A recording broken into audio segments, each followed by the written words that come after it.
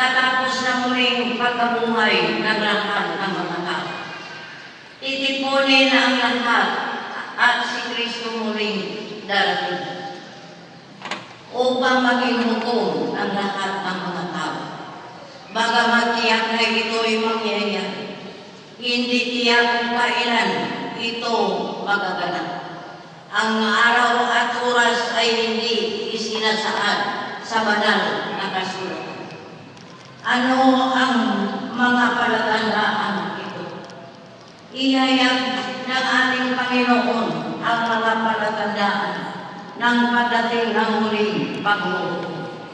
Ang Ebanghelyo ay pinapangaral sa lahat ng mga tao.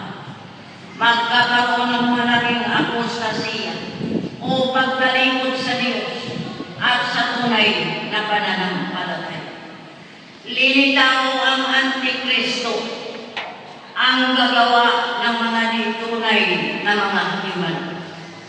Batayan sa banal na kasulatan tungkol sa uling paghuhukom.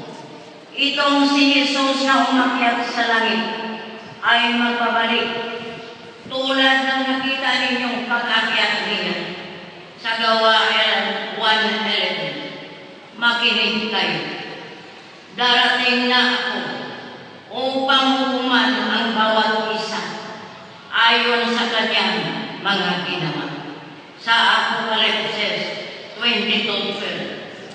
Sa hudyat ng malakas na tunog ng trumpeta, susukuin niya ang kanyang mga anghel sa apat na panig ng kaingin at titipunin nila ang mga hinirang mula sa lahat ng tao. Sa Matthew 24:31.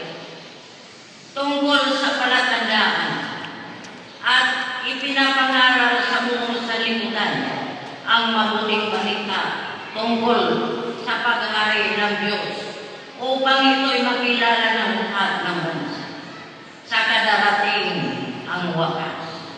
Sa Matthew 24:14.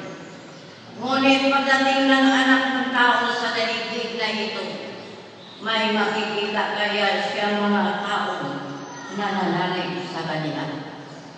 Sa Lucas 18:8, ang pagpaparito ng anak ng tao ay matutulad